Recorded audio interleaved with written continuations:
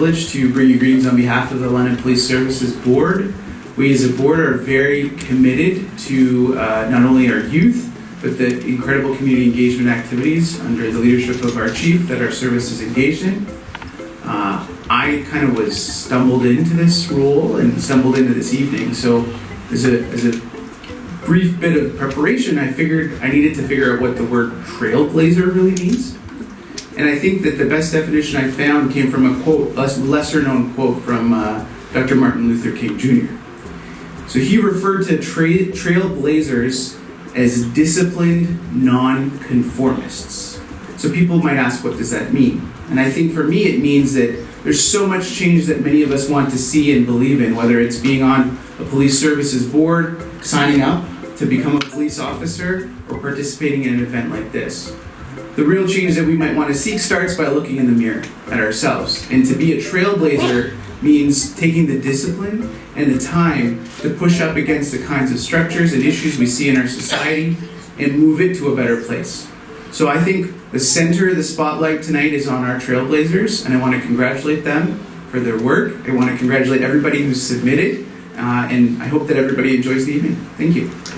We are proud to honor the outstanding young people from the local community who submitted essays and videos about what Black History Month means to them. For the 8th year, we'll be presenting the Coray Trailblazer Award for youth to a deserving young community leader. The award is named for retired Sergeant Louis Coray, who is here with us this evening. Sergeant Coray was hired by the London Police Service on August 25th, 1951. Bud, as he is known by, is the first Black officer hired by the London Police Service and a pioneer who set the stage for change. He is truly a role model who has demonstrated that one can realize their dreams regardless of race, culture, or heritage. When he joined the policing world, Lou immediately showed he is well suited to the chosen profession, earning the respect of his fellow officers in the wider community. On October 1st, 1963, he was promoted to the rank of sergeant, where he continued in various capacities and retired as a detective in our fraud section. Lou retired after 30 years of dedicated and exemplary service to his community. We honor retired Sergeant Louis Coray for his legacy by creating an annual tribute to the man's life that continues to be well-lived, inspiring, and exemplary. We will never lose sight of his achievements and his contributions. The Louis Coray Trailblazer Award for Youth will be presented this evening to a secondary school student who has demonstrated some of Lou's commitment, dedication, and excellence. Many of the applicants are here with us this evening, and I thank each of you for your leadership, dedication to excellence, and your contributions to our community. Your values and your vision, as outlined in your submissions, reinforce that you are indeed future influencers, and our community will be stronger with your involvement. This year, the London Black History Month Coordinating Committee's theme is Black Families, Stories of Strength, Identity, and Diversity. This is a time to increase the understanding of diversity and the history of the Black community in London and beyond. This is a time to recognize achievements and contributions, and a time to honor the sacrifices and suffering endured for the sake of racial equality. Thank you again for attending this evening and celebrating Black History Month with us. And congratulations to all our applicants and the selected winner. Thank you. I am honored to be included in the exalted company of our guest of honor, Sergeant Louis Coray. John Parry, our friend of the Congress, Justice Todd, representative from the London Police Board, representative of the members of the London Police Service, who I always find look so glorious in their dress uniforms. And our guests of honor, the young people who have striven, and because they have achieved, they're here with us to celebrate.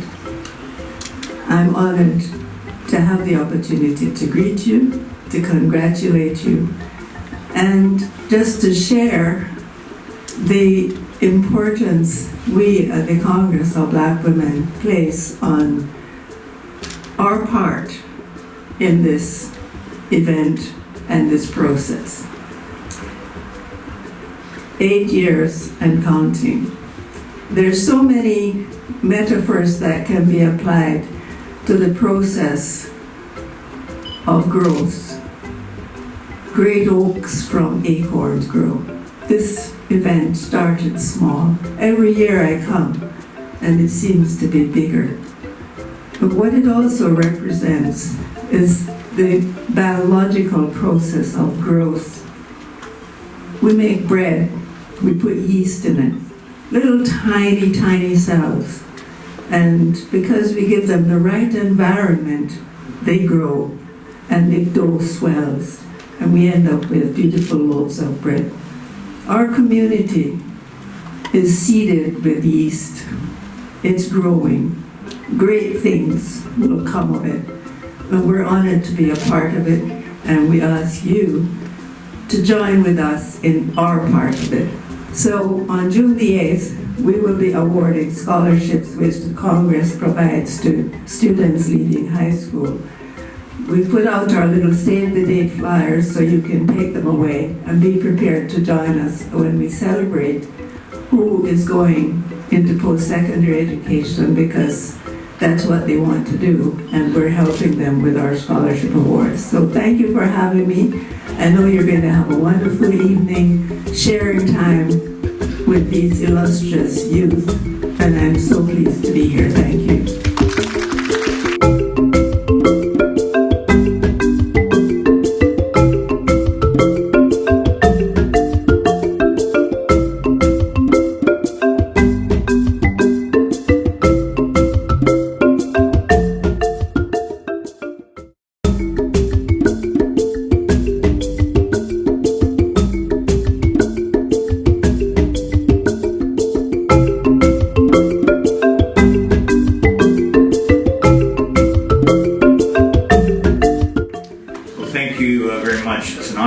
Tonight, you know, for a number of reasons.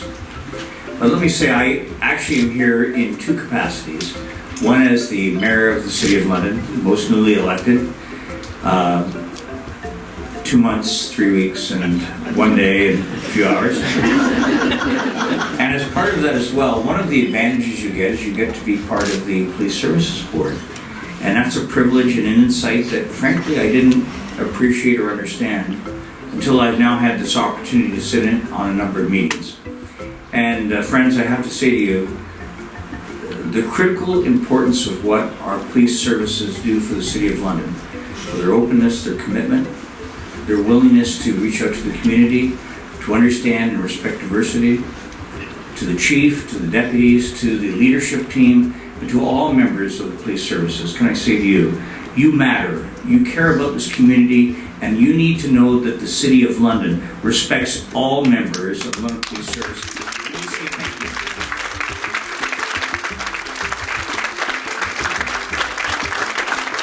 So here's what's interesting. So we have a staff sergeant here who broke a barrier. He broke a barrier decades ago because he said it was time. And if you don't mind, Staff Sergeant, I need to put a juxtaposition with you here today and the young people in the first couple of rows here today and all the young people here. And looking at all of you, all of you actually are younger than I am. So can I say this, for your 30 plus years of dedicated service, I have to say we honor you, we thank you, and we say it is such a privilege to be in the same room as you today. God bless you and thank you. Sergeant Coray was a trailblazer. If he was someone that broke open opportunities, can I say to the younger people in this room today, this is your opportunity. It may not be in police services, but you know what? It may be in so many things. It could be in first responders, in firefighting and EMS. It could be at college and university. The opportunities in this city are so extensive. And I would say to you, if you ever imagined there were any barriers for promotion, barriers to opportunity, I would invite you to come to see me, because what I appreciate amongst the members of my council, amongst our administration is that our goal is to break down those barriers. So you see some really good-looking, nice officers of the law here tonight. You may or may not be them in the future, but your opportunity is whatever you choose it to be. You've talked and you've heard from Justice Tulloch, my friend who's talked about some of the past. Let me talk to you as well as I add to that about the opportunities of the future, totally in front of us. And I would say to you, look at London, Ontario, 10th largest city in Canada, loud and proud, diverse, caring, committed, and we want to ensure that the young people that were born in this city, that come to this city, stay in this city, have a career in this city, raise families in the city, and imagine for the rest of their lives that London is their home. That's our opportunity, and that's what we have to give the young people in this room tonight. I promise.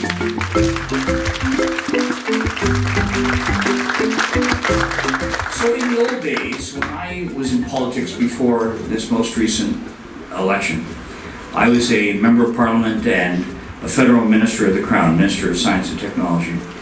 And I went around the world, at your expense, of course, and I saw countries that had different views of democracy, different views of opportunity. And I'll come back to what Justice Tulloch said earlier. This is the greatest city and the greatest country in the world. And I know this from having traveled to so many countries and having had a sense of appreciation of what it means. But you know what Black History Month does? It brings it all back to us. It brings us back to, if we imagine what the opportunities can be for you, for all of us, you know, our future is stronger because you are here tonight. So we don't talk about the check recipients tonight. We talk about the individuals here who are all winners because you care enough about our community to be involved as you've been. I salute you and I honor you. But I honor our police services for the commitment to diversity and the commitment to strength that makes London such a powerful community. I'm honored to be the mayor of this city, but you know what? Only with your help. Help us as a council, help us as administration, help us make it stronger. We do that because of you, and we'll be better because of you. I say God bless you and thank you for this opportunity tonight. Congratulations.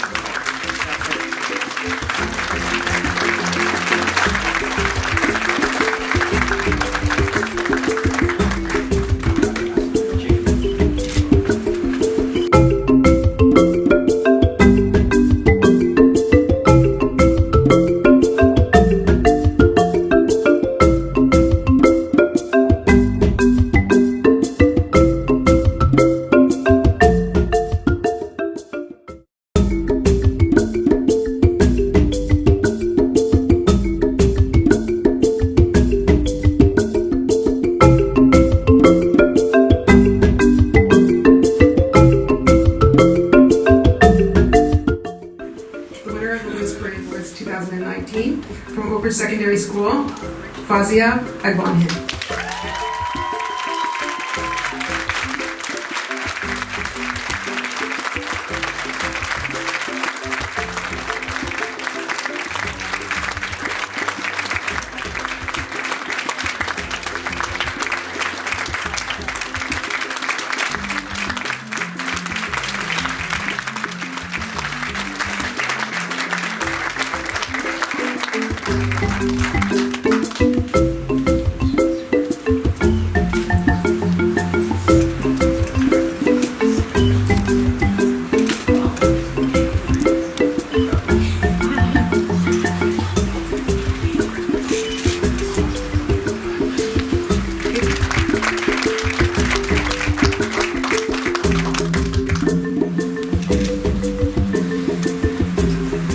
Let me say to the African Canadian community that we welcome the African Canadian voice as we showcase the great opportunities in our city of London, and more importantly, the history, the Black history in London, Ontario. What a special night.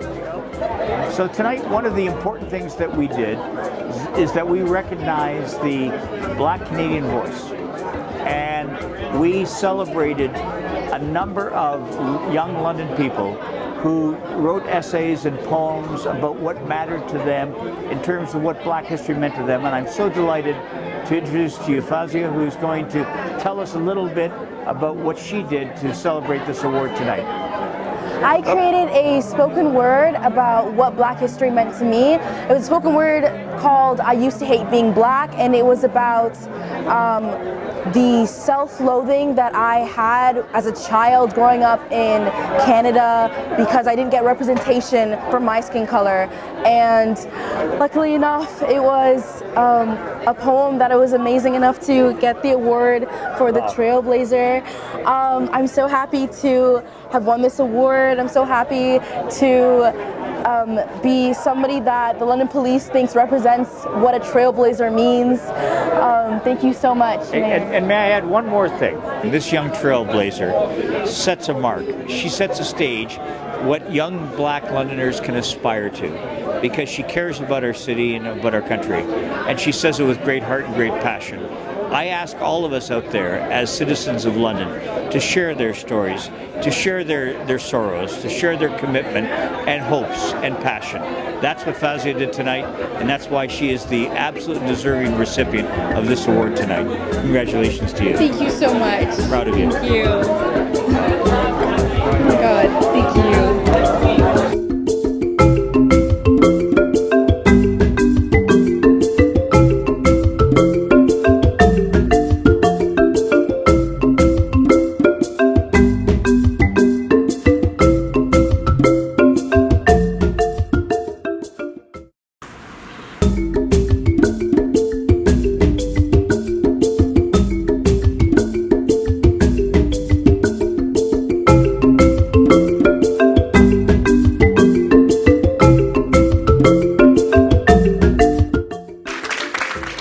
Hi, my name's Heather. 3 years ago, I was in this room and I was not a police officer in the police service. After coming to this event, I decided to get my application in, and here I am 3 years later, standing before you. Retired Sergeant Coray has been gracious to attend this event every year to share his wonderful energy and thoughts. It is my pleasure to introduce to you Retired Sergeant Louis Coray.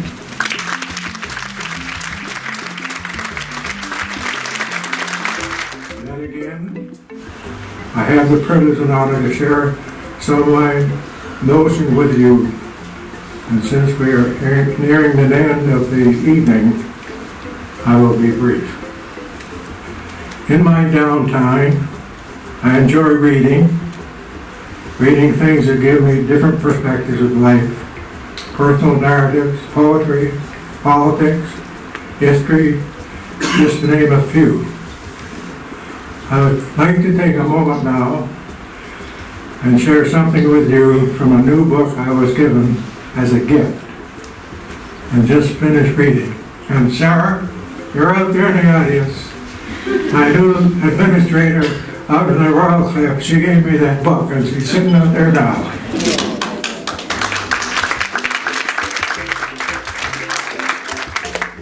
After reading my book, I found something that's not new, but how the author puts it comes across as a bit different. Let me read a passage for you. There is a certain sense in which you are loved, and you know it. When someone cares for you and you know it. When you love and you show it, it actually feels right. There's something right about it. Let me read it again. There is a certain sense in which you are loved, and you know it. When someone cares for you, and you know it. When you love and you show it, it actually feels right. There's just something right about it.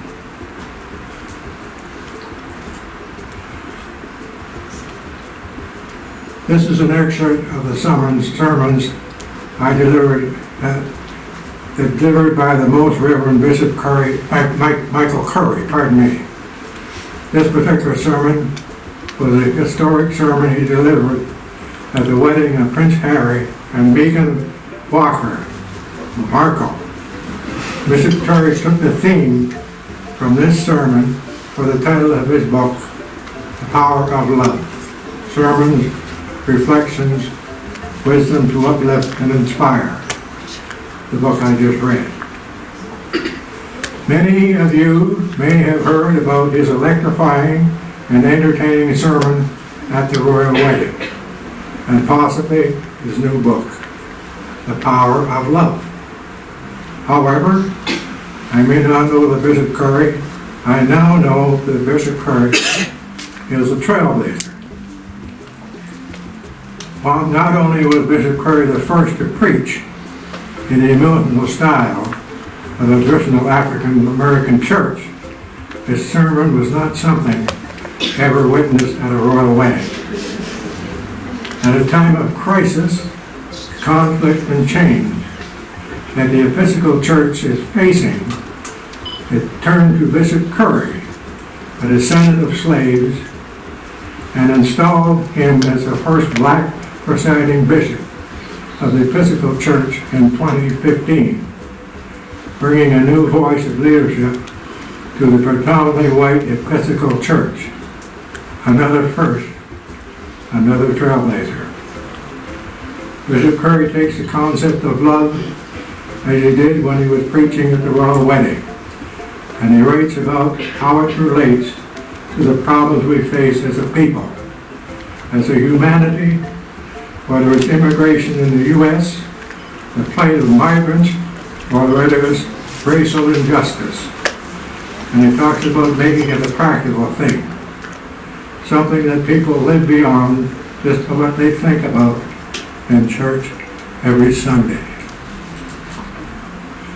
As trailblazers, I believe you have the opportunity to help folk engage positively with each other, and using the power of love, bring unity to people of differing views.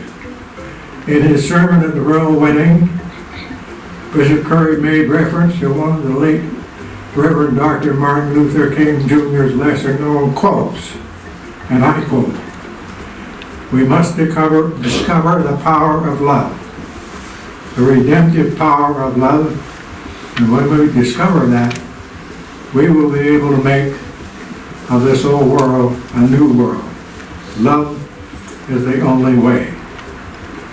He used Dr. King's idea of love as a jumping point, suggesting there's power in love and do not underestimate it. In choosing to quote Dr. King, Bishop Coray emphasized our ongoing need for a voice that speaks the truth those in power need to hear for the good of us all. In my humble opinion, this is what you young folk should be understanding as you go forward in your lives. Bishop Coray said, think and imagine a world where love is the way. You are the examples of how one puts love in action. You are our voices.